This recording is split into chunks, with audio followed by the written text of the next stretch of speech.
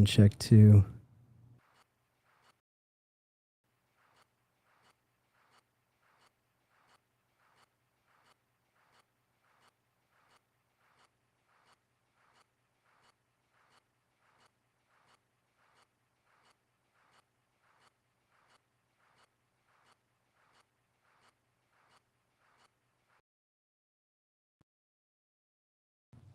All right, hey, what's up, y'all? We'd be hopefully connecting soon. Oh, there we go. I think it is working now. Were you seeing that green bar before? No, it's not, and now I do see it. So I think y'all can hear us. We've been talking to ourselves apparently this whole time. All of y'all that are listening, which is a crew, have been listening to nothing. Well, thank you for watching. You can try again, Austin, if you're here. Give it a shot. Hey, Carter, call in one more time. Let's give it a quick test. It won't let me join on that phone. Oh, it won't. It's just, I don't know if it's the phone or No, not. do like you did before, and With my phone? no, here you were when you hit the link. Oh, it didn't work. Oh, never mind. All right, well, I'll hit up Austin. We can try one more time. Austin, if you're there, if you're listening, go ahead and try it one more time. I think I might have fixed the problem. It was one of the USB connections over here just fell out. Can't hear y'all. Oh, sweet. He said it can. All right, let's try this again, my man. Well, that All was right, a good 15-minute warm-up. we got a handful of people, so if you want to try it again, hop on in. Austin, it'd be great to have you. So we've been talking to nobody apparently about tenant requirements, and we've been riffing on the 12-foot, how there's no actual code requirement for receptacles and all this. But if Austin hops in, we can bring him in. He's a contractor, or at least he's recently been running a contracting firm. I've been following him on X, and it's been pretty cool to see. Love the community out there. So Also, just generally, landlord-tenant lease agreements, how they're legal documents that are enforceable, and we have to follow them on the design side, but a lot of times they're not really that technically written. Like we talked about the example of landlord providing a 200-amp panel, and from the engineer's perspective, it's like 200-amp what? 12240 single phase, 208 3-phase, 480 3-phase. Those are all very different things. Does it just mean a 200-amp bus panel? Do you mean a 200-amp fully rated system? There's a lot of questions that come into play. And here's Austin. all right, let's see if it works this time. Can a couple MEP engineers figure out how to do live streaming? There he is. No, they can't. No chance. No chance. I thought this was your profession. What the hell? I know, right? We're actually engineers by day, podcasters by night. But the live thing's a lot more stressful because you can't. It all has to happen at the same time. Dude, I interviewed a buddy the other day and realized that he was on producer, not guest, and we didn't record the whole thing. And I'm just like, oh, geez, Oh, dude. you know? Yeah, we've had one where we were muted the whole time. We just, or at least half the time, and that was fun to figure out. I love it. I love it. Yeah, we're riffing on the idea of landlord requirements because we're MEP engineers, so we're usually the ones that draw stuff that y'all roll your eyes at because it's hard to build. Yeah. But we oh, look at that. Where are you at right now? So I'm down in Pittsburgh. We're doing so this is have you heard of Greystar? Yeah. Okay, largest property management. They're doing a 312 unit modular construction. So wow. it's all built off site. They're craning in some stuff over here. I'll walk over here. But we did their factory, and we got to bid on this. So, it's an interesting concept because 80 to 70% of the HVAC's done, but we have to run all the ductwork, and then all the hookups and all the line sets and all that stuff. So it's interesting. Yeah. All the fun. So you've been is it going on 2 years now that you've been about running? 16 months. 16 months. Okay, year and a half. Okay, cool. Because I've totally been stalking you and watching your posts and stuff. It's been fun to watch. So are you in the pits? Yeah, because we'll have to head down your way and set up sometime. That'd be fun. Oh my God, it would be the best. We're so this is in Pittsburgh, but we're actually an hour and a half north of our shop's an hour and a half north, and our second location we just got is about an hour and 20 minutes north. So just right up the highway towards the Erie. We're kind of in the boonies. Yeah, they're setting them right now. See? Oh, sweet. So we got a live call from, if you're tuning in, we got Austin he's in Pittsburgh right now. Looks like they're setting. They're setting the shipping. Yeah, the modular construction. Oh, cool. And we're riffing, and I don't know if you run into this often. I guess you may end up with drawings or something. I don't know if it's design build where you see this, but we see landlord agreements that put us in tough spots for the engineering side where it's hard to interpret. So we're just kind of riffing on that idea that. So here's the craziest thing in the world: the seller has been in the game since he was 16. He's 66. He's been a plumber, trained engineer, you name it. And he told me, he said, Austin, the only person you're ever going to have trouble with is the engineer or the architect. And I was like, damn engineer. I was like, no, I'm not. And he is 100% right. Yeah. I mean, I jumped into a job. The engineer was being an asshole. I mean, I'm just straight up. And they wanted this. They wanted this custom thing that during COVID, some of these custom HVAC things don't. So I had to go in there with a knife and a scalpel and talk him out of this thing because everybody on the job site agreed that this was going to take this long. And then when the time got that they wanted to finish, everybody forgot. And then I had to say, well, what are we really after? This like special gold-plated like exhaust fan. And so I kind of like, I kind of psychoanalyzed them and broke them all down one at a time and got it done.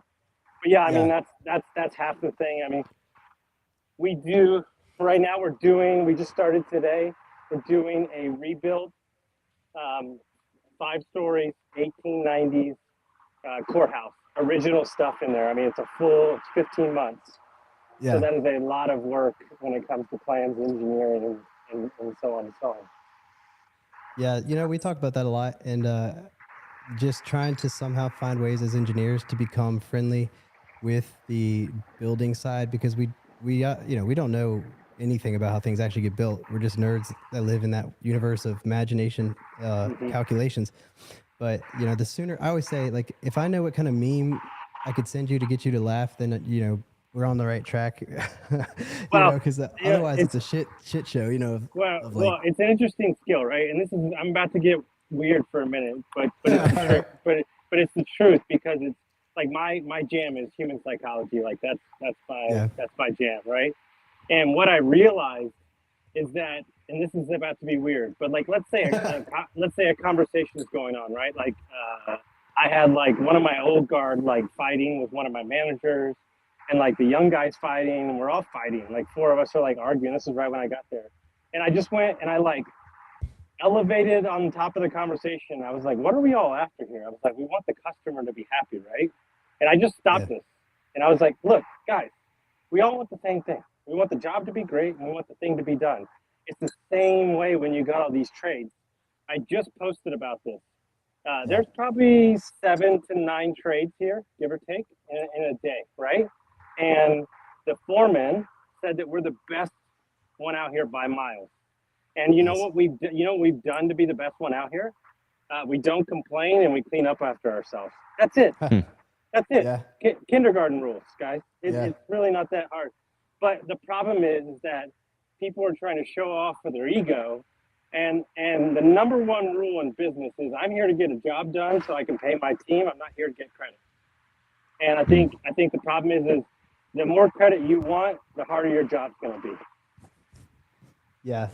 Ego is definitely something that comes into play all the time, especially with engineers and the trades. We've had, I remember, I tell the story before. It's like we were out there doing a podcast episode on site, and this guy finds out I was an engineer. Before I could even finish the word engineer, he's like, I hate you fucking engineers. Yep. Hey, so listen, y'all love this. Both of my grandfathers were engineers, okay? Yeah. So we had a rule. You didn't ask them any question that couldn't be answered in a yes or no, right? and the second one was if you had a boyfriend, if you were a girl in our family, you had a boyfriend, we didn't like the boyfriend, then we would make the boyfriend go ask my grandfather how to lay down wood flooring, and he would be there for about 3 hours. Yeah. Oh my God. Yeah, man, it's a tough world being in where we are because we're code nerds. We try to. This is a podcast. Honestly, is trying to connect our role in this whole weird universe, but also trying to make it useful in general for the commercial real estate market. Even the lenders and the educators and the developers to understand kind of what's happening between the OAC meetings in real life. and just give them a little bit of insight. And we've learned a lot on the whole thing about what we seem like. We don't realize how shitty we come across but we're also not gifted in like social skills, so that doesn't help anything. So that's part of it. I want to change it on its head for a minute, because what you don't know about me, even though I don't drink anymore, what you don't know about me is for 20 years I sold high-end whiskey and wine. Oh, really? So I'm very familiar with Louisville. It's a passion of mine, even though I don't drink anymore. Yeah. Willett, what are you drinking on right now? There's Four Roses small batch. Okay, so let me explain something to you right now, everybody that's listening. All right. Pound for pound, if you're looking at price per flavor profile and type of whiskey, Four Roses, single barrel, not small batch, single barrel. You can get it for 45, 40 bucks. That's still a great whiskey. But at the shop, you can get, it's the best pound for pound whiskey that exists on the planet, right? When it comes to just price, yes. I was just single barrel. I was one order off, man. I was so close. No, you're still good. And so the best whiskey that I think, small production, is Willett. And if you go to 2 to 3 year Willett whiskey, right? How you're gonna sip a whiskey is very simple. A lot of people do it wrong. All right. So when you pour whiskey, you want to pour it neat first, and then you want to sip it. All right. You sip in. Then you take a couple of drops of water, and you drop the drops of water in. And what that's going to do is it's going to relax the whiskey a little bit, because you want to feel the bite of it, right? The biggest issue that people don't do is they don't make an old fashioned with a strong enough whiskey to cut through the stuff you're adding to it, right? Mm-hmm. So you make an old fashioned with a weak whiskey that doesn't have over 107 proof. You're going to have a weak old fashioned, and you're not going to have any bite to it. So that's where I see people make the biggest mistakes, is they take these high-end whiskeys, but they don't have the proof style, right? Yeah. And it waters down when you add the extra stuff to it. So I mean, I could just do this shit for days. That's like the favorite thing in the world. I think Louisville is one of the most underrated towns in all of America. Personally, that's just my personal opinion. Yeah. Oh, we love it. We've been loving it here so far. This place that we're in is super cool. There's a little bluegrass neon light you can see behind Carter here. It says, bluegrass, which is pretty sweet. So we've been listening to some bluegrass we set up today, and we met a few folks. One guy's in like the construction tech industry. Today we did a podcast. Tomorrow we're talking to some fire safety folks. Just because we always talk shit about how their sprinklers end up in our way for the ductwork. He knows. And they get a free pass. Yeah. It's like suddenly, of course they do, because they're saving the world. You know what's interesting, right? I believe that life is about positioning, right? Yeah. And so think about that. That's an interesting concept. I might write an entire post on that. Nobody has ever got upset with the fire sprinkler guys. Guys. Ever. We love y'all. Never. What the heck? But the plumbers and the HVAC guys fight about each other. We've been dealing with it all day. They put the plumbing in this bad spot. Who did this shit? Blah, blah, blah, blah. And so, but nobody ever bothers the fire safety guys. Like never. We'll see. And more importantly, they get to charge whatever they want, because nobody knows what the hell is going on. I swear to God. Yeah. A buddy of mine sent a $60,000 proposal on a job. We did the full MEP for like $40,000, and his was just like some study for stair pressurization. I was like, oh my gosh, man, I'm in the wrong business. Which one's system gets used more? Which one's more important? Maybe I have a rule. It's my new business rule, and it's the thesis of the private equity group moving forward. The farther you get away from the front end customer, the more money you make.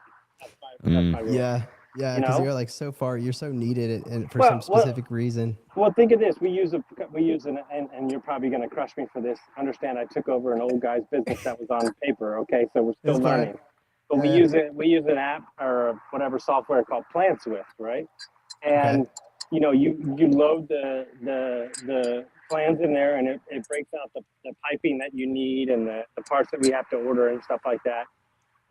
Like that kind of stuff intrigues me more than like installing the HVAC stuff. Like that's just my mind is like, I'm really getting into like manufacturing and like engineering. Like I wrote a post about this the other day. Like my fiance texted me, I showed her some pictures. She's like, do you get like you're playing like adult Legos? Like this is what you get to do. Like I think we forget. I think business owners get tied up in the spreadsheet. Like go out and experience your business from time to time. Mhm. I think it would connect you to your guys, but it would also give you an insight to like, hey, this stuff's not as stressful as it needs to be. It's, you know, like, don't get me wrong, this is the biggest project we've ever done as a company, and by Yeah. like 1.5 million. So Yeah. it's a big deal. But when you get here, like, it's very stressful from afar. But you get here, it's like, okay, we just put stuff Yeah. together, you know. And Yeah. I think by not touching it and seeing it, I think it stresses a lot of business owners out. Yeah, we even as engineers, we like to stay behind our desk and I don't personally like to go in the field all that much because I've seen everything myself, and so Yeah, but still going into the field does make all that difference. I know Carter, we did some inspections for the city of Richmond, and once he was in the field himself, he like Yeah. eventually was like, oh, I see. Oh, okay. There's yeah, something about being there and seeing it and be like, oh, these are real human beings but using real tools, buying real materials, trying to install real things based on our drawings.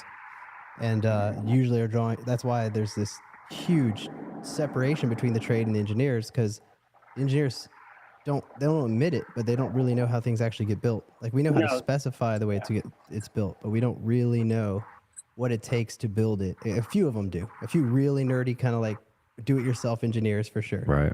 but and generally not to not. put you on the spot, but like, what's the mission of your company? Like, what's Well, the what are we doing here? yeah, we're just trying to like make engineering cooler and easier to access in the light commercial market ourselves. Yeah, just like easier to get a hold of in the light commercial market. A lot of engineers aren't really interested in doing the work right off the bat, so even getting a proposal is difficult, which is why we have the instant quote. And so that and trying to like like bridge the gap between the trade and the engineer in that market where there's a lot less budget for like detailed drawings. See, a lot of times we get complaints from the field, and we're in light commercial that's like the drawings aren't detailed. Well, it's like there wasn't the budget for that, so we're trying to normalize what should be in a drawing. How do we do this for this light commercial market? How can we make a scalable, sustainable, accessible engineering company for that? That's not just using those small projects, we call them small projects, for the sake of stepping stones, which is what most engineers do. They'll take a couple of these small projects and then they're off to the airport project or whatever embassy project. Yeah, And then they're not in that market anymore. And then that market's left looking around like, who's going to do all this? That's why I love the strip mall guy to get talk to about the permits for him. Like, what does that look like with that, if that's your focus? Because strip malls would be like my ideal client across the country, Yeah. just knocking out those permits all day long. But no engineer wants to do that, but they're a necessary evil. But, you know, like nobody really wants to have to hire an engineer in that place. So can we make that less of a headache? And can we figure out how to train engineers to be cooler, you know, to talk to? That's a weird thing to figure out, but by but let me. focusing in on that market, that's kind of what we're looking at. And so the question remains, right? And maybe I'm putting the cart before the horse because I love all that. But the question remains, like, how do you do that at scale, where you Yeah. where you like, I don't know, like, not like, but help other, not like a franchise model, Mm-hmm. but like I just see like there's just, you know, I look at the same way, like most of the sellers that you talk to in the HVAC plumbing space, they're not getting out because they're tired of it. They're getting out because they're tired of the changing of the regulations and the technology. That's why they're getting out. They Yeah. can't do On it the again. contractor side, you mean? Yeah, they can't do the Freon change again and Oh, the yeah. Wi-Fi. Yeah, that's happening. They're not out of Yeah. it because they hate the money. They're out of Right. it because they don't want to learn again. So I Speaking feel of which, if you got R22, let me know because my whole apartment rental property. well, we can still use it up here in the north. Oh, yeah. So yeah. So I feel that's the same way with engineers, right? Like Yeah. as AI and things are getting different, like I always look at business through this lens, like the engineering aspect of what you do. Like I have no idea what y'all do, like none at all. Uh-huh. Like I've done enough real estate, I do enough construction to understand the biceps of like, hey, that's where we put a pipe, right? But like you can charge whatever you want because nobody knows what you do. It's kind of like a brain surgeon. I don't ask the brain surgeon, hey, like fix my brain, right? Yeah. And Yeah. so how do you take engineering off of its pedestal and bring it down Yeah. to here where it's accessible? Like, because I'll give you my Yeah. real world example. The Sure. seller was the engineer. So my two sales guys are great at what they do, but Yeah. their engineering skills are that gap is very big. That's the scariest thing for me. Yeah. You Yeah. know, so like, how do they have a consultant that they can call when they have questions? Because we get the plans most of the time, but that doesn't mean Yeah. that they can interpret them. So like, Yeah. I'm just trying to think like up here. So Yeah, that's exactly where we want to be, especially in our world, what we call like commercial. We also do a lot of multifamily. We'll go to 150 to 200 unit because it's kind of a commodity market. It's another way to think of where I want to focus is commodity engineering, because no other firm would ever want to go there. And so if I can make it accessible, that's my goal, is in a place where no other engineer wants to be, I want to be. So because there's a huge need, there's always still that need in like the restaurant tenant or the multifamily, the mixed use, the commercial. But those engineers are sitting there trying to chase the 5 building compound in Manhattan or whatever. So can I scale that out? We do have a subsidiary company. We'll be talking about that as well, as how does that work? And we own a company in India that we use for part of that scaling. They're incredible engineers. In fact, part of what we want to do is put them on here live so they can answer code questions live, so we can show exactly how talented they are. But so we have that, and I think it's about training and recruiting. Here's another thing: it's hard to find people to want to work in this market for us as engineers because they want to do bigger projects. So we focus in on the designing of the business and getting access to the business planning, which is really huge to it, to bring people in. But it's been an ongoing, interesting challenge. I'm an engineer, so I thought everything could be solved with just process. I forgot that people exist. no, And that no. it's a person Let me problem explain all something. the time. There has never in the history of the world, as long as we have sat here and our forefathers have come down on the Mayflower, has there been a business problem ever? There's only people problems wrapped up in business. Period. Yep. End of story. That's so clear. Yeah. I'll give you the horn. It doesn't exist. We read all these damn business books. When every young kid I tell them, read a psychology book. Yeah. Like, understand that, okay, perfect example. Understand that most of my guys are ex-military and didn't have a father. Yeah.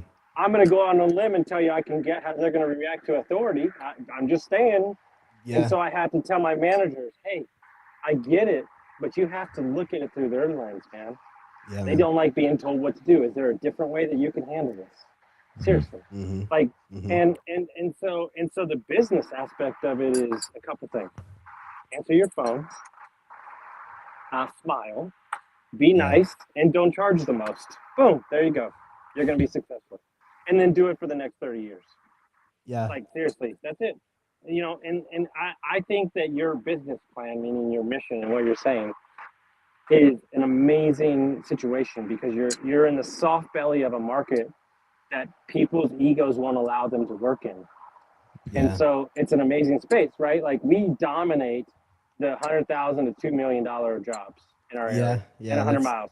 Nobody wants to do them. It's not small enough for the big guys. It's too big for the small guys. We just all day long, like, clip. Sounds like we're our next tour needs to be over down your way, so we can riff and start figuring out how to do this thing. No, we'll do it in the house, man, on the back porch. There we go. Do a barbecue. But but I'm so intrigued by like, perfect example, like, people don't know because I haven't told anybody, but I have an off-market brokerage company that we're building, right? Where we buy and sell off-market source build businesses through buyers and sellers. It's a long story. I have a very good business partner who's been in the game for 40 years. But the reason I'm okay jumping in that sector is because that sector needs disrupting. Like, the business brokers' egos are writing checks their butts can't cash, but more importantly, all of their business cards and websites look like they went to high school in the 1970s. And somebody needs to bring a little style back to the sector, right? Well, I feel the same way about engineering too, right? Like, you get, as a business owner, tell me how we can use your service to optimize and streamline the performance of my company. That's it. That's all I want. Nothing more, nothing less.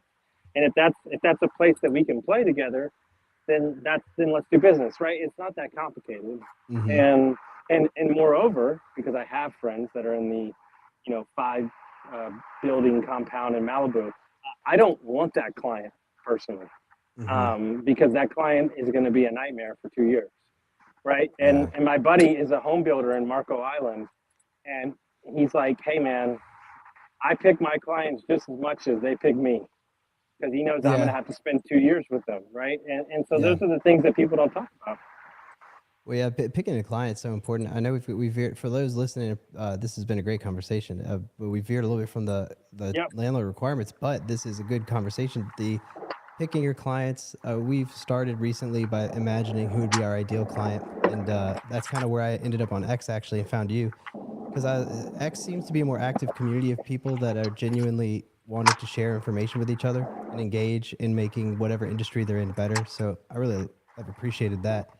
And that's where I kind of came across your profile. But yeah, picking and choosing clients is important. We've lost a few along the way. You and I will have to sit down in a separate conversation, but through the couple past years where we've made changes, we've definitely said goodbye to a few that were just not the kind of client we wanted to be doing business with. And that's a pretty difficult thing to do because you don't want to do that. You're afraid of the political fallout of what that might mean, you know. But for us, it's been good. Saying goodbye to bad clients has been a good thing. And just that lets us focus in on those good clients and just do what we're wanting to do. We have aligned missions, all that kind of stuff. But just to tie it into, do you do any like tenant fit out type work No, with what? we don't. No, No, is we it don't. mostly multifam or commercial? What kind of? It's where I live is an older area. Most of the homes and the buildings 1890, stuff like that. So a Yeah, lot of the replacement. We've done a little construction for like two big clients. That's about it in this one, yeah. but it's mainly replacement. They're redoing it in the factory. You know what? I take that back. We're doing so like once for a trucking company, we just redid the warehouse with like radiant flooring, like new resoners, and then Oh, another cool. one they're adding like a 50 square foot building. So we do a little bit. The company was heavily skewed to commercial. We were trying to switch it back to mainly residential, and then the commercial is just a cherry on top. So Yeah, yeah. just for sanity's sake, so I can sleep at night. So, Yeah, the but commercial world's a little scary right now, especially yeah, office. yeah, office and stuff like that. But moreover, like the commercial work is not. It's see, this is where people don't. There's no marketing for commercial. It's all referral Yeah. based. It's all Yep. relationship based. Yeah. And so I cut my teeth for 8 years in real estate and Okay. multifamily hotels, Airbnb. So I'm very familiar with that world as well too. Yeah. But yeah, I mean, you know, the to get back on topic, which is very hard for me, but the landlord market, the landlord market is a very tricky business, right? Yeah. Right now with the squatter rights and the things that are going on around the country and stuff. So you have two options as a person in that space, the multifamily landlord space. You can Yeah. choose to look at it as a problem, and you can choose to feed into the BS that's out there, or you can choose to seize it as an opportunity where there's going to be a ton of upheaval. My personal joy in life is when there's chaos, there's opportunity. And I think Yeah. there's going to be a lot of landlords that don't want to take the ride again. And I think there's going to be a lot of opportunities to also, if I go to a macro level and kind of our business plan, if you look at the second and third tier markets of any area, right? Let's say outside of Pittsburgh, outside of Youngstown, Ohio, I feel more confident in those areas growing than I do a traditional metro city at this point. So if you are somebody that likes strip malls and all these things like that, that's where I think you're going to find your value. And I think that's the way to go. And I think that they can use people like you to say, where is there good opportunity, right? Yeah. And instead of like looking at you as a vendor, you could be an asset to them to Yeah. expand and continue to do business. I imagine it this way, let's say you have a REIT that owns however many Yeah. $5 billion of assets, and Mhm. they have all of these assets invariably will have tenant turnover or something going on that's a small, but they also have larger projects that they're trying to have their best talent on. In my mind, I would love that whoever's on the board, whatever meeting, just to say, don't worry about it. If it's if it's under 40,000 square feet, permit zip that. Just they got the instant quote. You can get the thing going. You don't even have to worry about the RFP. The numbers are good. roll with them so that we can get the other engineering bids out for these big projects. To me, that's where we want to be. Is no other engineer wants to be there. Permazip's permanently there. They've solved this problem in a major way. Just go and hire them, and let's move on and focus our priorities elsewhere. That's like for me where we want to be. So who's your one to many then in that situation? Who do you have to find? Yeah. Well, that'll be a fun one. You mean like which one? So my philosophy in life is find the one to get you the 10. Oh yeah. So yeah. So who's your one? Is that a REIT like you spoke about? Is that who you got to get in the door with?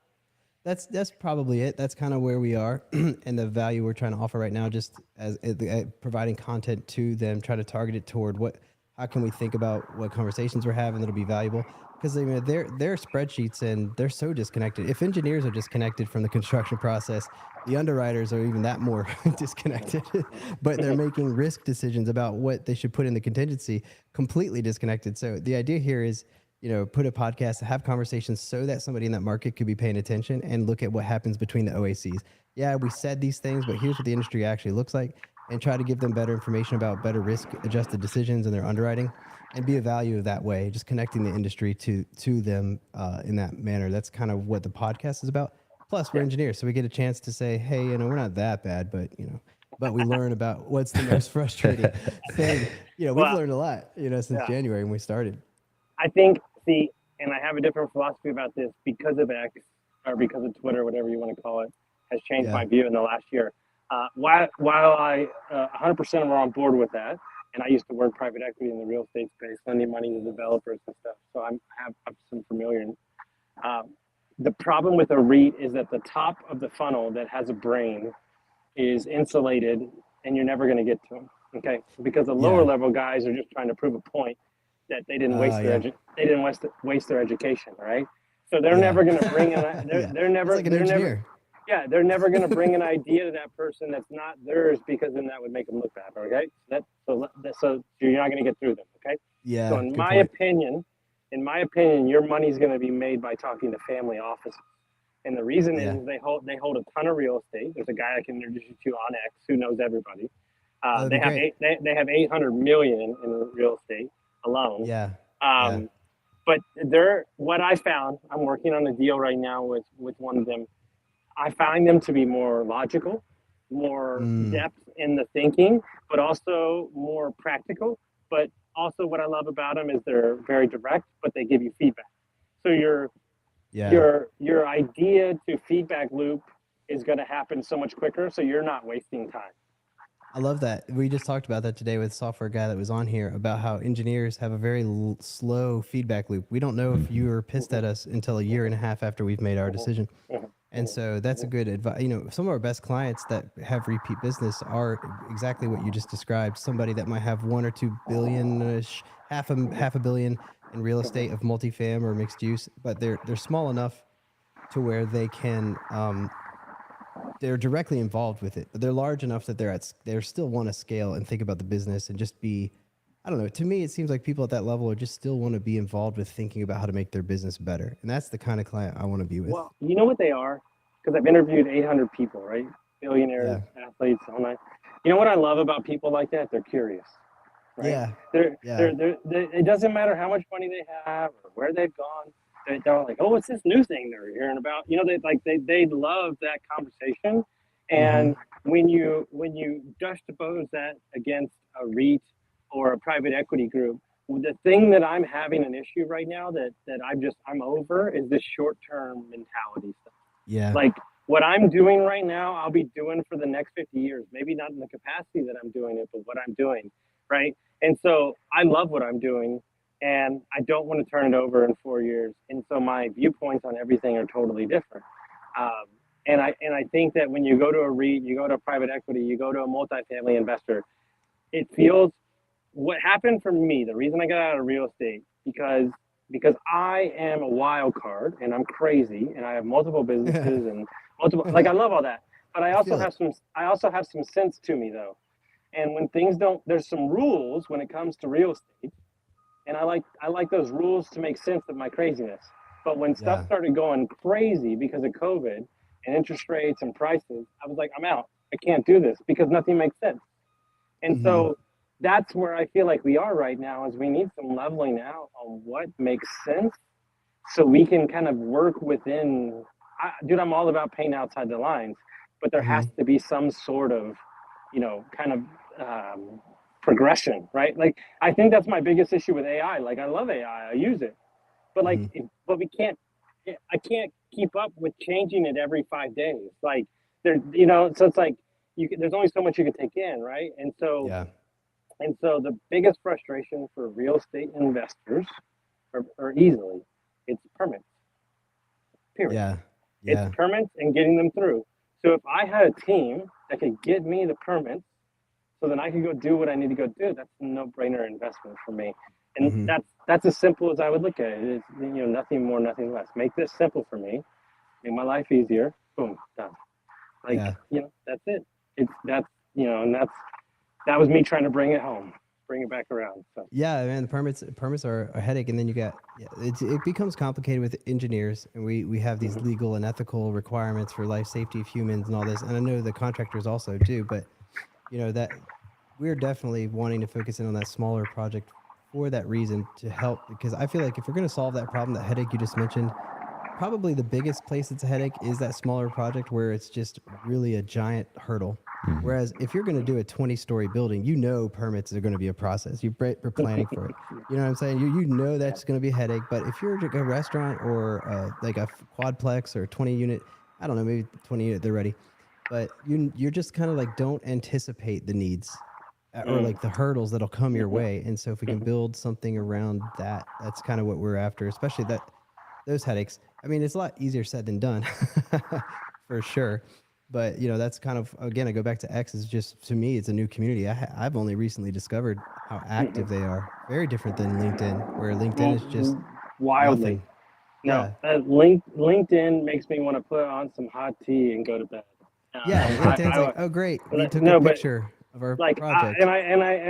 you're talking to a guy who spent his whole life on Facebook and Instagram. Yeah. Like getting on X like 16 months ago, 15 months ago, like it's changed my life. Like, and not in a way Yeah. like I got all these fans. It's that my connections are pure insanity. Like one of my friends runs a $30 million company. Like, Yeah. how easy it is to call him. Like, hey man, we're dealing with this thing. Do this and do this. Like, I'm like, Yeah.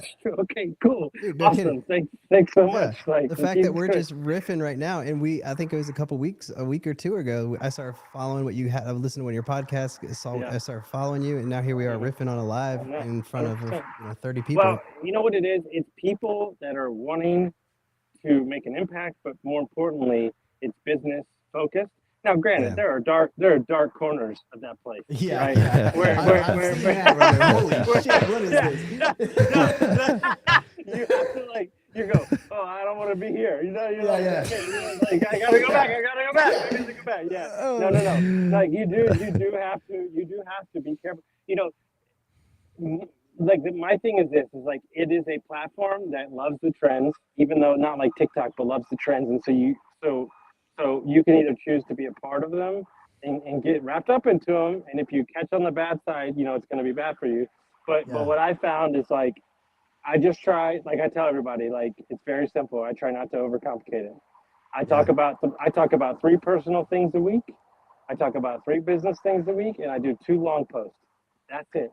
yeah, I don't try to like, I'm not in it for like the short term, like viral posts. I'm not in it for the memes. Like, I don't like, the thing is like, it's just like, hey, this is what I'm going through. mm-hmm. Like, boom, this is the whole thing. Like I could tell you stories right now that both of you would have to get new whiskeys for the last 16 months of what I've been through. Like, you have no idea, Dude, when like, you posted that post about the business, when you said, you had these maximum revenues and you had all these great highs, but then talked about multiple almost panic attacks, like what am I doing and all that, I could tell you I related so much to that. I was like, yeah, Jesus, dude, that's what it's like FBI, to run. FBI, IRS, dealt Yeah, with it. $250,000 stolen from the former office manager. yeah, Like, yeah, like just, I mean, just like I remember, like I think it was like around Christmas or something. I think I stressed myself out so much that I literally went happy. Like I think I like broke myself. Like I was Yeah. like, oh, like you've been stressed to the max for like 6 weeks straight. And Yeah. finally I just said, you know what? I don't care anymore. Like, Yeah. you know, and I just like literally broke myself in half. And ever since then I've been like good because it was just like, you can't, you know, like, you know, and for me, it was the jobs. It's not about me personally. I don't care about me. Like Yeah. it was about, I know. We'll never know what it was about. Yeah, Austin, we lost you. We lost Justin. If you're just tuning in, go ahead and call in. There's a link in the early comments. Oh, here we go. He's back. no, I was just, There we no, go. I was just saying it's about the people, man. Like, you know, Yeah. like we're entrepreneurs. Like we can pick ourselves up and we can move on, you know, like but like that, that when you understand that responsibility for 40, you know, 42 jobs and their Mm-hmm. families, like that's what hits me when I'm laying in Mm-hmm. bed at night. It's not about like, are we going to get this project done, or like it Yeah. literally those things are like, that's just work. You go do that. That's not Yeah. it. But it's like you like literally feel sometimes you're like, man, what the fuck is like we can't, you know, we can't catch a break, you know, and then Yeah. like Yeah. boom, you catch a break, and then what I realized, this is what I realized, the more that you want something to happen because you think it's what you're supposed to have, and you're not going to get it. The Mm-hmm. more Yeah. that you, I remind myself, anytime I get stressed, I remind myself one thing: it's about the families that you're feeding. The rest of the shit doesn't matter. None of it. Like, Yeah. like I just realized something. Like it's like literally in the last 2 weeks. Like I don't, and this sounds so corny, but I'm dead serious. I, I feel I, you, man. I don't need anything else to be happy. Yeah. Like seriously right now. Like I control my own schedule. I'm down here with my guys because I want to be. On Wednesday, I'm talking to the Capitol about weatherization programs at the governor's office. On Thursday, I'm having dinner with my buddy because of X, Tim Mm. Sweeten. You know, like it's cool. Yeah. You know what I said to myself? Like, wake me up in 10 years when we have, you know, 10 locations and we're doing, you know, 80 million a year. Like, that's when I'll start taking money. Right now, it's like, you know, I just like, I think that we've created a society where short term is what everybody's after, and that's Yeah. only going to lead you to more pain. Like Yeah, man. when I think about your mission and what you're doing, like, you're building something because it's a need. It's not because you want to. I mean, yeah, you want to, you like your business, but you're building Mm. it because it's a need for people, right? It's a Yeah. need, and so if that's the case, you know, I heard something the other day that changed my life when I was going through all this. It said if everything went to shit, and what you're doing now is exactly what you would be doing if you started over again, you're right where you should be. Yeah. Yeah. Hmm. I like that. Yeah, Sorry, man. It's I'm a not, motivational speaker too. I What's can't help the it. You know? what So, it's kind of similar to that. Is what would you do if you know you couldn't fail? It's kind of the same thing. well, yeah, and moreover, like, what is failure, right? Like Yeah. that's what cracks me up. Like, I think actually, like, the definition for entrepreneurship is failure. Like, seriously, Mm-hmm. you know, and we, but we're, you know, I don't know. I had this like weird stuff, but like my dad was a doctor, so it's like, you know, oh, you're gonna go be a doctor, you know, and like my dad's like so happy that I'm an entrepreneur now. It's like so funny. So yeah. you know, I think we just get it all twisted, right? And I think people are starting to see that, which is exciting. Yeah, man. This is good because our whole second season on the podcast is about the word design, and a lot of people think what we're going to talk about is just what it is like to design an engineered system, but really, what we found is that design is so related to people, culture. Okay. There's so much that goes into design, and just kind of what you're saying is just what is it like to think about something creatively. Everybody, well, here's where I'm at. I don't think people appreciate that. No matter what your job, if you're in the professional world, especially if you're in the commercial real estate world, you're designing something, and you don't have to be a designer to do that. You're designing something. I mean, you're designing a solution to something, and you don't have to be an engineer to do that at all. but it's interesting, and I feel like the most creative ideas come from the commercial real estate and like market of people putting together deals. There was a guy that did a warehouse deal. I've been talking about it.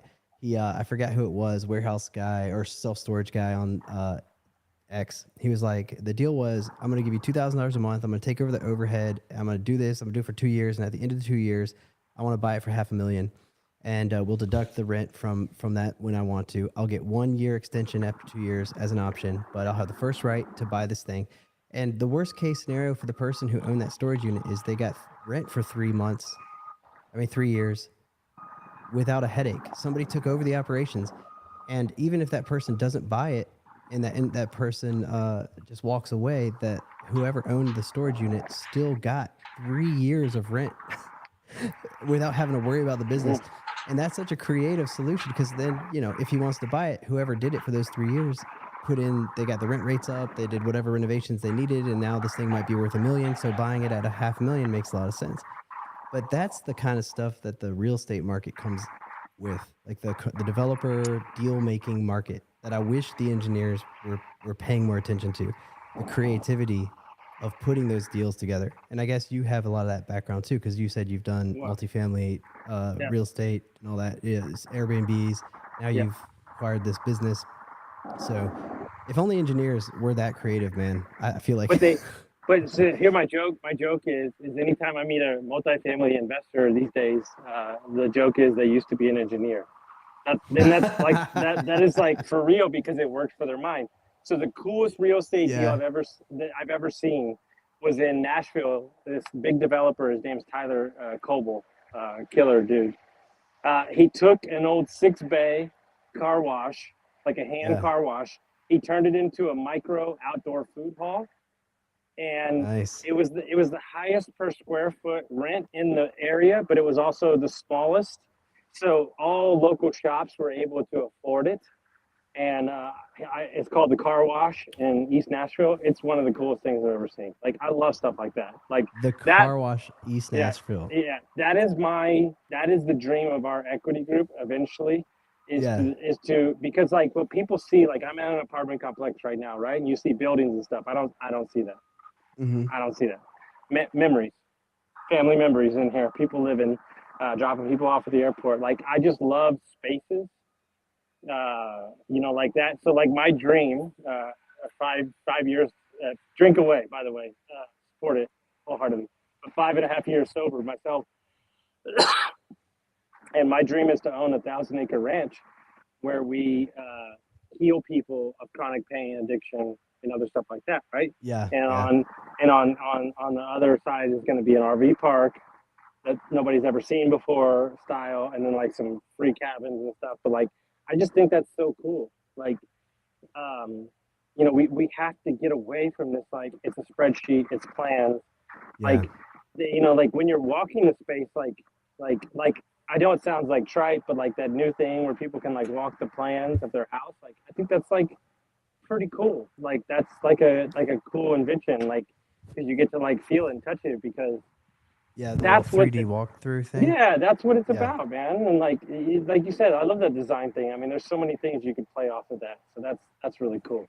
What was it today? Somebody said they had a new approach. It was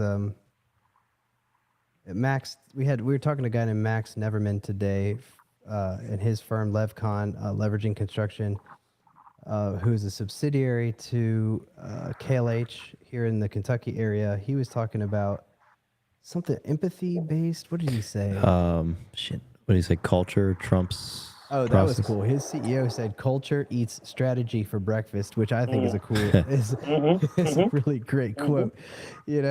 Empathy driven design. That's what it is. Empathy driven design. Just like making a better connection to who the end user is, and just caring about that. That's hard to train us engineers. I'll tell you that much. Yeah. You should check out. So I used to work for a billionaire back in the day, down in San Antonio. He took from 1891 to 1994. The Pearl Brewery in San Antonio was a brewery. It was the worst part of town, and now it's the 13th best hotel in the United States. He redid the whole brewery, like Cher and Adam Sandler stay there when they're in town, Charles Barkley. And then I opened that bar, and then I opened the food hall and I made all the drinks there. All the drinks that are still there, I made. But it's 26 acres. It's 26 acres of a food hall, jazz club, apartments. Like they extended the river walk up there. It's like packed 24/7. Kids can run around, bookstores, coffee shops. Like that experience changed. That was a beacon for the entire city. And what he told me is that he was obsessed with the Mexican culture and Spain and how they had plazas, and he thought America forgot what plazas were, where families get together, friends get together. That's why he created it, and it changed the entire city. So I just love stuff like that. Yeah, man. We that it's just cool. That's part of why I wanted to go on this tour, anyways. But Pittsburgh, I guess, is that the closest city to you? I mean, 'cause that is cool. I've never been to Pittsburgh. I've been to Philly. Give me a Philly cheesesteak. So Pittsburgh is all heart, old iron culture. It's actually very beautiful. They are very prideful here. It's a good time. I'll show you all around. We do it up. You can see all the spots, and yeah, man, we'll do it. But it's I didn't mean to hijack the entire conversation. No, this is great. I mean, people are loving this. Like I say, we've got like 30 folks just listening to you riff on what you got, man. So this has been awesome. By the way, if you're listening, you want to come in and chime in, just go ahead and click the link. Yeah, come on, jump in. I gotta go take my guys to dinner. Yeah, no. And look, every business owner out there, this is my message to you. Actually, go on the job sites and take your people to breakfast. You'll be amazed. You'll be amazed how much you learn. Yeah. Cheers. So Austin Linney, is that how you say it? Yes, sir. Mm-hmm. All right, at Austin Linney on Twitter. The man is probably one of the first folks that I like when I first got into X. I just started following you and found you. I don't know how. I just like came across it and then started watching your story.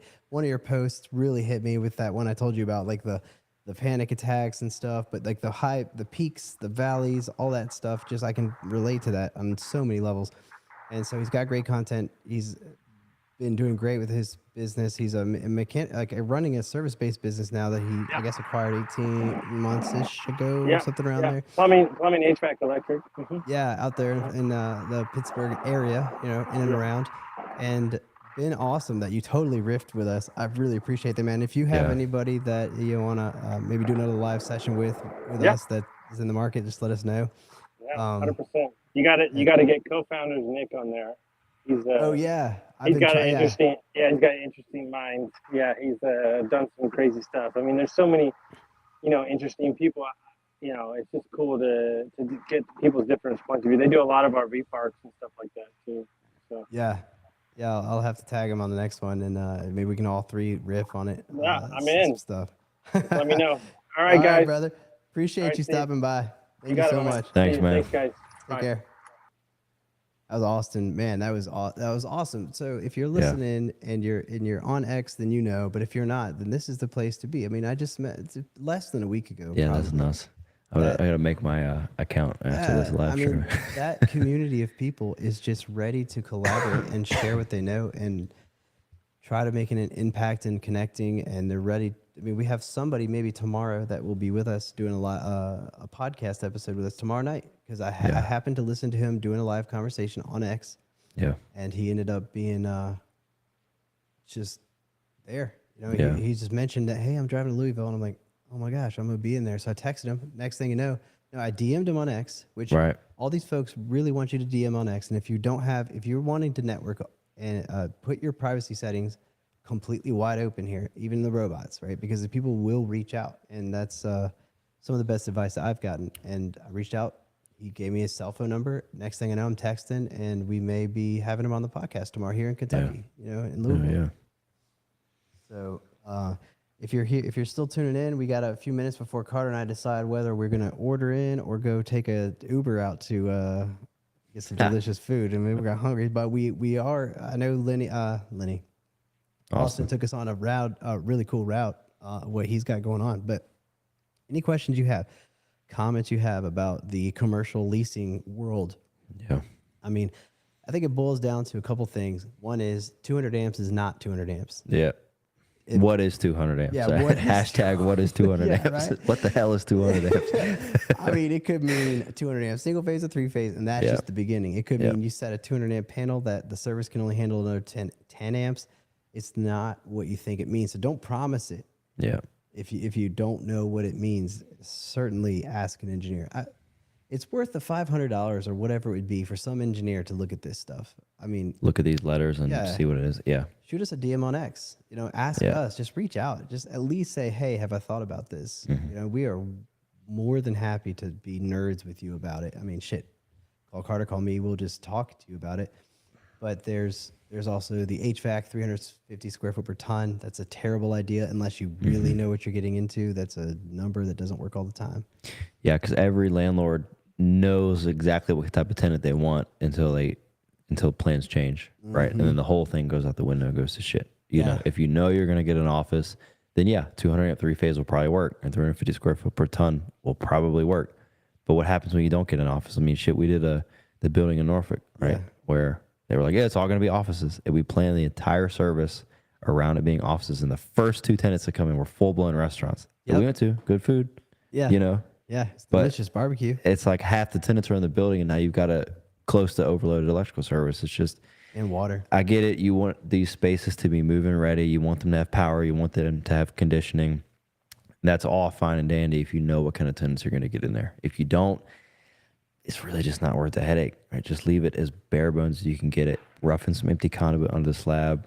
Put a couple, what do you call them, pads on the roof for a package unit. Whatever you want to do. Get some sanitary in there, some water, and just wait till the tenant drawings, and then give that allowance. Give what you were going to give. Just don't spec it out. Just give it as an allowance. Oh, we got somebody chiming in. Austin calling in again. Oh, and he's gone. That's a shame. But yeah, so don't.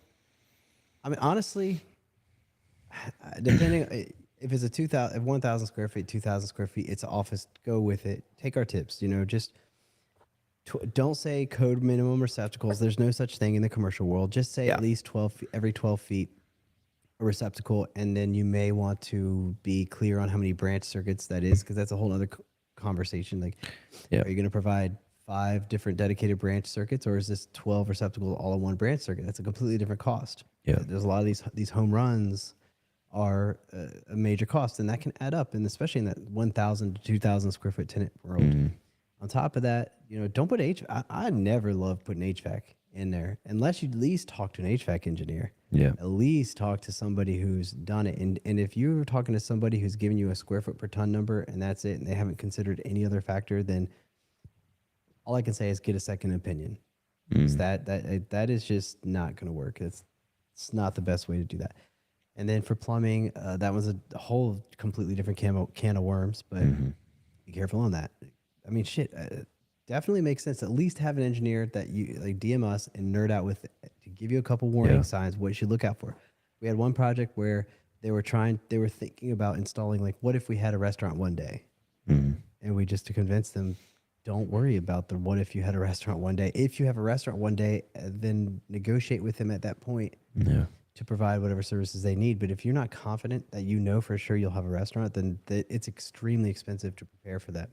And it's beneficial for them to know, to have those letters be as technical as possible, right? Because if you're going to give that to your design team and hold them accountable for making sure that the stuff gets specified the way that you want it, legally accountable, then you don't want it to be vague at the same time, right? Because if you want, for example, all copper conductors, right? And one specification A is all copper conductors, and specification B is something super vague, like provide 200 amps, and that's all it says. You're kind of screwing up the validity and the integrity of that whole argument, or that whole letter being legally binding, right? If one is very specific or not, you're trying to make it specific, and one is super vague. Just hit us up on X or whatever, right? We'll be happy to riff with you about it. Just like make it very specific. Engineers are very specific, technical people. Not to say that landlord folks aren't, but a lot of times you're requiring certain engineering specifications. You just want them to be ironclad. Honestly, it makes me wonder. This is why I'd like to talk to developers and contractors more. Is like, what if just put $30 a square foot or something. Like, just put a dollar number and forget about it. Just say, hey, we're going to contribute this many dollars per square foot. I don't know what a build out cost. It might be anywhere between $100 and $400 a square foot. I don't know. I'm an engineer. So if you're a developer and you know the numbers, go ahead and comment or call in and let me know. Yeah. Call in if you're listening, and we want to have you kind of on this conversation if you have questions or if you have something to contribute. But it sometimes just makes sense. I mean, shoot, go ahead and say you'll put this many dollars per square foot into the whole thing, underwrite it, put it into the rent rate, whatever it is that you got to do to make the cap rate work for you. But that's better than just saying you'll do something that ends up being an engineer's nightmare. Like, oh, great, now I have to honor this weird political battle. And if you know anything about engineers, we are the last people you want to be in the middle of a political battle, and we're just strange humans that just do whatever spec you've said. So in some ways, I wonder if it's better to just go ahead and put a dollar sign per square foot that you've been providing. Yeah. If anything, at least talk to an engineer. I mean, pay the extra couple $100. I mean, it could save. Well, you you're saving the money because if you're going to pay, and a lot of times these situations, you end up with a shell design and then a tenant design. The landlord pays for the shell design, right? Yeah. It's like, for us, if we knew we were doing a, 10,000 square foot shell, right? That might be X dollars. Check it out on our instant quote, whatever. Yeah, but go to firmzip.com, find out. Yeah, instant quote gets you a price and a contract ready to roll. But if we know there's a landlord letter, I mean, that might be a 10, 20, 30% adder on top. Yeah. Right? So instead of giving us a super vague landlord letter that you're going to give yourself a headache about, just do what you were saying, right? Like, get the cheapest shell design that you can. Good engineer, of course. Check us out. Yeah. But don't worry about it. Don't spend the extra money to get the design to incorporate some things from a landlord letter. Don't try to stress yourself out loosely. Just wrap in $1 per square foot that the landlord and the tenant are both happy with and move on. Yeah. I mean, most tenants, especially in that small light commercial market, it's their first time. They don't have the money. They thought the whole budget would be $80,000, and next thing they know, they're looking at $700,000 or $750,000 of nonsense. Yeah. So the landlord at that point makes a lot of sense to come in and say, "Hey, here's what your rent would be, and we'll cover X, Y, Z." Mm-hmm. Unless it's move-in ready office tenant stuff. I mean, if you're out there and like, hey, I got a drop tile ceiling. Jesus, I hate this, but 350 square foot per ton. A 4-ton unit, Kenny. Should be fine. 5-ton. Maybe rooftop unit, whatever. But there's some warm lit shells that could make sense. But honestly, I think if you're a landlord, the best decision that you should go with is cold, dark shell. Maybe just don't freeze protection if you need it. Right. For your pipes of water that might go through, lights for over that panel, and that's all. And that's house panel stuff at that point. Yeah, put the house panel in and just like basically some egress if you need to, if the jurisdiction wants like a bug eye or whatever. Just leave it be. And then think about the infrastructure of where your tenants might be. Like Carter said earlier, give yourself a empty conduit here and there. And plan for HVAC. Is it raining? Oh, it's starting to rain. Oh, it's raining. I was wondering what that noise was. Yeah. And then don't touch it or you're wasting money, like so much money. It's tons of money to just guess on your HVAC. And if everybody only knew how many tons each tenant requirement would change the calculation, then nobody would buy a single ton until they know who their tenant was. I always recommend against buying anything. Some developers will say add whatever, they'll just have to buy the excess. But you don't understand that the excess may be a specific different kind of equipment for that tonnage. It might be a DOAS requirement for that tonnage versus So honestly, just leave it be and then negotiate with your tenant thereafter to say, all right, well, what are you going to be? A restaurant? Okay, cool. Well, we'll provide this many dollars per square foot for your HVAC needs. That's probably the cleanest way to go, because then you could just simply walk away from the battle of, well, this technically my engineer said, right? Walk away from that battle. Just let it be. Say, I'm going to give you $40 a square foot for your MEPs. Yeah. Anything over that, you buy. Mm-hmm. I mean, shit, if I was a tenant, I'd be like, hell yeah. All right. If that's baked in my rent, I will make that work if I can. And then your engineer can consult with that as a constraint. I guess the trade-off, and this is something that some of the landlord folks could probably touch on, like I wonder how attractive a move-in ready space is when you're talking about leasing it out. That might be the trade-off, right? Mm-hmm. And the question is how risk averse are you? How risk tolerant are you generally? Because if you're going to have a space that you're marketing as move-in ready, you might have to accept some risk in that, right? Like, Yeah. do you have to rip out and replace some HVAC? Do you have to upsize a panel from 200 to 400, depending on if you thought you had an office and now you have a restaurant, right?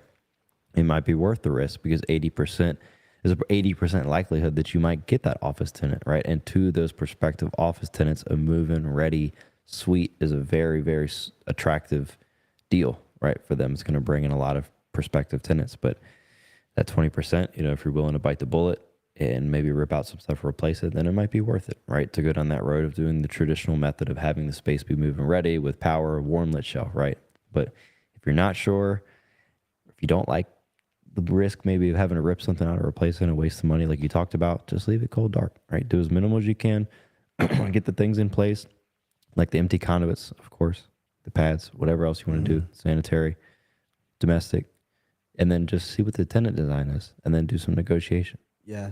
I think it really comes down to just making sure you at least talk to MEP nerd. Just Yeah. don't forget. This is so important. If you're listening right now, please listen. Mm-hmm. We cost at least 1/3 of the construction. We are not to be ignored. Yeah. And it can be higher. It can be 40%. We are the first thing cut during value engineering for the mechanical. And then we're the first thing complained about during occupancy. So it's not something just to like go over these MEP nerds, like just really like put in a little bit of soft cost for somebody you trust, whether it's us or anybody else, to call and be like, hey, here's what I'm thinking, whatever. I mean, if you got somebody you can just call and they'll give you a little advice, at least take that, because you'd be surprised how much a little detail can just destroy the MEP assumptions that you make. And we see it all the time, and it kills deals. It damn near kills deals where we're just like, oh, the landlord's promised this. And that vague requirement now no longer means what they think it was. And now the tenant is on the hook for X or Z, and it's a shit show of politics. And then we have to design based on our inputs. So we end up with this thing. And that's where things like over engineering start to come into play. But it's not the case. We have to follow ventilation requirements or load requirements or whatever it is. So at least take a step and just think about that. That MEPs do cost about 1/3 and potentially higher on your whole construction budget. It's the first thing cut out of the budget to try to make it work. Ding, ding, ding, ding. You need a consultant. You need a consultant, somebody who knows what to cut and what not.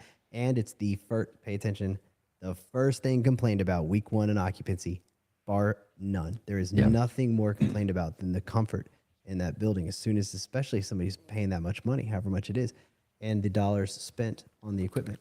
Mechanical is a big one. Yeah. Don't get a nice light. This is a very nice light. That's a nice light. It's a nice light. The cord coming down is a little funky. Amrit would probably shit his pants, but it's a nice light. Cut the budget on the light. Like, spend the money on the HVAC. Like that. That's the biggest one. I'm an electrical engineer, so of course I want to vouch for the electrical. But electrical, if it works, it works, right? Not really a lot of like day 2 issues, but mechanical. Yeah. I mean, we got here, right? I walked upstairs and the thermostat was off. Turned it on. It was 77 up there. I was immediately like, shit, this is hot. Turned it down to a nice, cold, sweet 68. Oh, God. Don't tell the Airbnb people that we're here. Sleeping temperature. We at 75. Definitely the set point was 75. Whatever. Yeah, 75. Yeah. But no, I mean, it's the first thing that people notice is comfort.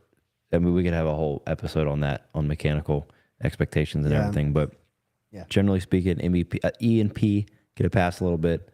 Mechanical is a big one. Spend the money on that, and there's, again, separate episode, but things like ventilation and moisture are things that people don't really feel.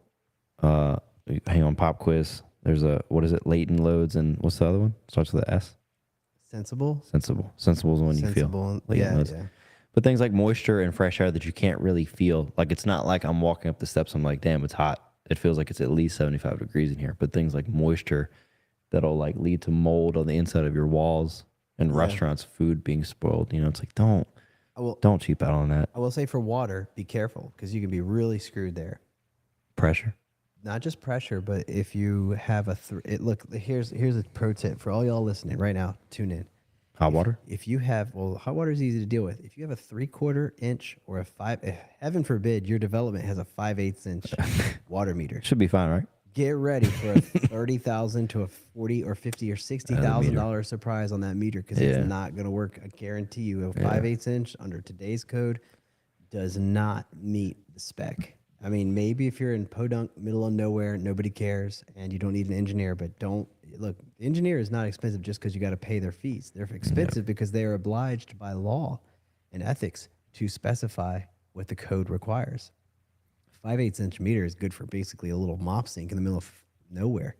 Yeah. And here's the thing. Public utility isn't getting us a kickback on these meters. Yeah, dude. Like, We're I want not to say trying to that sell their meters. we are not getting a kickback on meters. Yeah. Right? Like, Yeah. I'm not a plumbing engineer. Shout out to Phil. Yeah, Phil. But Heron. yeah, Heron, Phil, Praveen. As far as I know, it's very objective and systematic in terms of how big that meter needs to be. And there's little leeway. Electrical's kind of the same thing, right? There's some demand calcs that we can do, but it's just very by the book and straightforward. So if you got an engineer that's telling you it's fine, let us know. Maybe they know a secret, but I'd be willing to bet that 90% of other engineers would agree on whatever the calculation is. Yeah, basically. It's a legal thing. It's not it's not a preference thing at that point. I mean, if you're just doing bare minimum, if you're talking functionality of an HVAC in terms of control or whatever, different conversation. But if you're talking minimum sizing for a meter, it seems very just like linear math, very objective. I think in Washington, D.C., actually, if you ever touch the meter, you need a 1 inch minimum, period. You know, if you're doing anything, enough substantial renovation, you need a 1 inch meter replacement, and they have that written in by statute or something. And I've seen it before. And it, basically what it's saying, and this is true when you look at the calculations, is that no matter what you do, expect a 1 inch meter at least. Because with a 1 inch meter with a 1.5, 2 inch downstream pipe, that's pretty much what you need to do any level of commercial development. So if you're buying real estate or leasing real estate, pay attention to that meter size. That'll burn you real hot because it doesn't even get included in the plumber's price. That's what I was going to say. Yeah, it's a bill city from cost. the utility, whoever your utility provider is. So you got $70,000 in plumbing or whatever it is. You're going to have another 50 on that meter. Just pay attention to it. We have a blog, Phil wrote it. It's one of our most popular. It's called Water Meter Surprise. It's about that people don't understand. And we are asked this question more times than you can even count. Could you rerun the calcs? Do I really need this meter? And the answer is pretty much yes. It's Crunch. Yeah, crunched. Be crunched. So get that understanding before you dive in. And then that doesn't even touch the water pressure problem that could be there, solvable with a booster pump. But nobody wants to buy a $20,000 booster pump, or even a $10,000 booster pump. So that's the water side. Electrical side, single phase versus 3-phase. Open delta, high leg.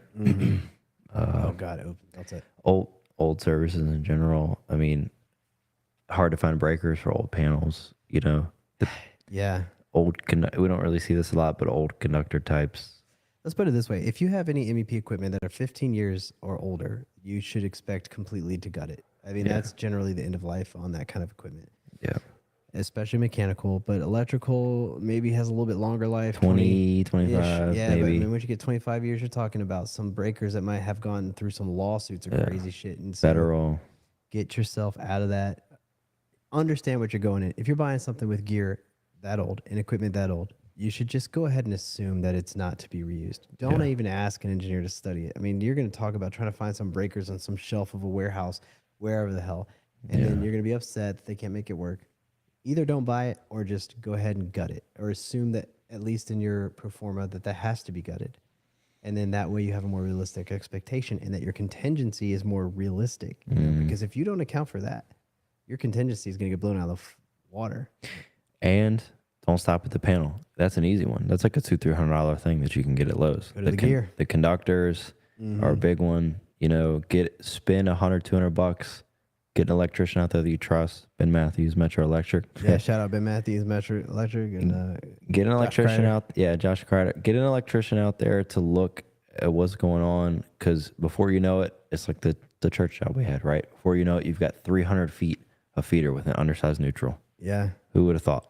Oh yeah, that's a completely different topic. But yeah, anything that's 15, 20 years, you got old styles of things, undersized neutrals, that are going to be problematic. The conductors themselves on the electrical side will be problematic. That's the cost. I mean, here's the rule of thumb. If it's 15 years or older, don't use a damn thing. Don't plan on using a damn thing. Yeah. Period. Until you have an engineer look at it, and even then, they might not they might charge you 10 grand just to tell you, yeah, you might be able to use it. Yeah, It's spend best to spend the just get couple grand up front for an engineer and a trade contractor that you trust. You know, that design assist kind of approach, design buildish, design assist kind of approach. You know, get somebody out there, as we were talking about with Matt Savinsky and Mel. Shout out to Matt last week on the podcast. Yeah. You know, nobody wants to spend the soft costs. I get it, but get an engineer out there that you trust, at least a trade contractor, and then an engineer on board that you can talk to. Especially if you're doing an adaptive reuse, especially important on an adaptive reuse, because everybody goes into an adaptive reuse thinking this is an existing building, this is an existing system. We should be able to reuse a lot of this, and that might be true, but it might not be true. And if it's an existing building, it's more expensive to fix and replace it than if it was a new build, new install. So we are last call for people to call in or comment if you have questions. I know we got 30 people listening in, and go ahead and leave a question if you want us to address it. You got a tenant, if you are a tenant or have a tenant or about to buy a property, and you got these MEP nerds totally ready to just riff, about to go eat scarfs and pizza. I don't know what we're gonna eat, but Stop raining, so we could go hit that river, whatever. Shoot, we about to get some lamb chops. What do you say? Lamb chop popsicles? Yeah, popsicles. So hop in. You can click the link. Scroll through the comments. If you're on X, there's a link here. We'll have you in. We could talk to you and just jump in. If you're on LinkedIn or Facebook, I mean, there's somebody paying attention here with 30 fucking, sorry, the F words, but there's 30 listeners. Watch So your come mouth. on in. If you got questions, I mean, you got 2 licensed professional engineers on here, chilling in Kentucky, ready to talk about the nerdiest shit. We will answer whatever question you want about engineering on your project, walk through something with you if you're thinking about a deal, or if you're thinking about signing a lease, or, you know, trying to structure a lease. You know, just come on in or throw it in the comment here. We get on the screen. Because if you don't, you got about 2 minutes, and we will be eating them lamb chops. Lamb chop popsicles. What was that place called? Collard greens and mac and cheese. Man, I think you wrote it down. I wrote it down. Man, we had the best cab driver. Man, oh man, I That wish dude I was could cool. play it right now. We sat out front for like 5 whole minutes after he man. got there. He just finished talking to us about his we're night. in the hood right now too, so like he was just Yeah, chilling in front we're of in the our- hood. Yeah, and so he just chilled right there in the front of our apartment, just talking about him and his wife getting lamb chops. He's like, "Oh, it was like $75, and this and that," and it was amazing. Uber ride. So hopefully we get something that good. But come on in, let us know. We got. Come on, don't be shy now. I see y'all in here. Yeah, we got 30 stalkers on here. Yeah, we got 30. So come on now. I see y'all Show in your here. face. Come on, join in. You don't even have to put your face on here. You could just click the link, join in, keep your camera off, ask a question. No problem. What's today? Monday? Monday. We'll be here tomorrow night too. So if we get, there's a buddy of mine, sort of ex-buddy that I've been texting, so he might be here tomorrow night. We maybe could do a live with him. Yeah. Or he's a developer. He's got some really interesting insights on how to put together unique deals, how to make money, basically how to print money out of thin air. A lot of interesting things. We'll also be having a non-live recorded podcast with some fire safety protection folks tomorrow, as you heard from Austin being like, yeah, they put their pipe wherever. Oh, is that here? I'm doing it here. That's here tomorrow. There's 2 folks here. Austin, another Austin. Yeah, I thought it was the same. It's different. That's Different Austin. Yeah. All right. Well, then, all right. We got 60 more seconds. If somebody calls in the next 60 seconds, Win $100. yeah, Kenny. we'll chill. We'll chill. We can talk for a few minutes. No big deal. Let us know. If you don't call in, then Carter and I are about to call that Uber on out here. True. Yeah. True. But you know, we're down to answer questions. Hit us up on X. Kenny. Well, I'm gonna make my X account after. Yeah, after Carter's this about to episode create at his. I'm not gonna say my username because they're gonna steal it. Yeah, don't. Yeah, I can't. I don't know who's on here. 30 people. Yeah. Yeah, I'm gonna make it though. it's Carter loves Kenny. He's 69. At Carter loves Kenny 69. So, all right. Well, I guess nobody wants to hop in. We got 30 folks. Are you sure? Are you sure? Because I'm about to hit it. This is free This is consulting here. Free engineers, 2 licensed professional engineers out here in Kentucky.